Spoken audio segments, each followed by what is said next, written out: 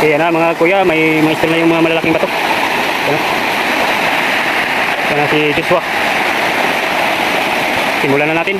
Okay, yan mga kuya, simulan na natin yung trabaho. Yan, dinukot na ni Boy Calvo yung buhangin sa ilalim ng bato. Dahil ihulog yung malaking bato ngayon. Yan lang mga kakuya. Basic na basic lang yan. Kailangan mag-ingat. Kung sino mo nakapanood na to, mag-ingat. Huwag yahin. Dahil tanging expert lang ang nakakagawa nito. Yan lang mga kakuya. Basic na basic. Yan, papaluin na yan. Pukunin na yung stol. Yan, hulog. Ilalagay ang malaking bato sa gilid para hindi sagabal pag abante. Ganyan lang mga kakuya. Ganyan ang invitation, trabaho. Kailangan hindi sagabal yung mga bato sa gitna. Kailangan nasa gilid yung mga bato.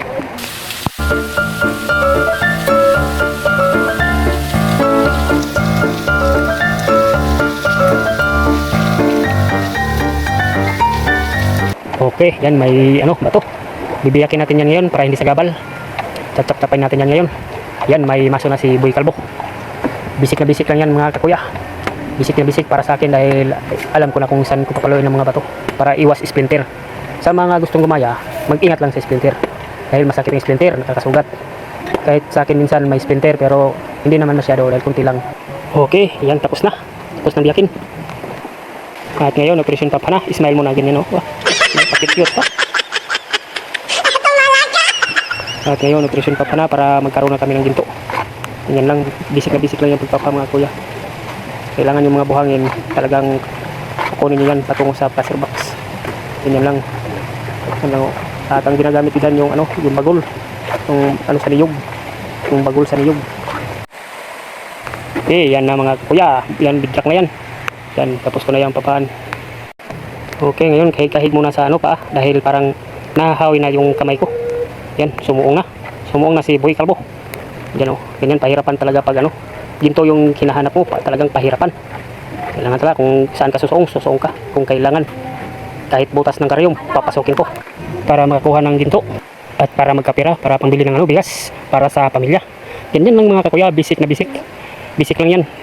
Pero mag-ingat lang talaga sa trabaho. Kahit basic lang, mag-ingat pa rin para iwas disgrasya. Ganyan lang talaga ang buhay. Kailangan mag-ingat bawat oras dahil may pamilya naghihintay sa bahay. Okay, tapos nang magpapa, kaya binunot na ni Boy Calvo yung plaster box. May na to, laman na to. Kahit konti, at least meron. Kaya tingnan natin. Meron na yan. Yan may ginto. Yan solid, pero konti lang. Pero at least meron. Ooh, that's a good one. Okay na rin to, at least meron kaysa sa wala. Ganyan lang talaga mga kuya, sipag at syaga para may nilaga. Ayun mga kakuya, ngayon magbiling na tayo. Para makakuha na tayo ng ginto at pangbili ng bigas pag-uwi natin sa lungsod. Ganyan mga kakuya. Kahit anumang hirap ng buhay, ating matitiis basta't walang tinika lang nakatali sa liig. Ay, kanta na pala yun. Yan, rolling ng mga kuya sa bilingan. Yan ang tawag sa amin, bilingan. Magbiling, pero sa Tagalog paning ata ito. Paning, ganyan mga kakuya. Yan, malapit na. Pasakan na natin ng ganun. Makikita na natin at malalaman kung gaano kadami yung ginto na nakuha. Yan mga kuya. Yan na, makikita na natin yan ngayon. Oh, ayun, kunti lang. At least meron kaysa sa wala. Sige, thank you for watching mga kakuya. O sige, gusto mo siya kantahan? Anong kailangan kong gawin upang malaman mo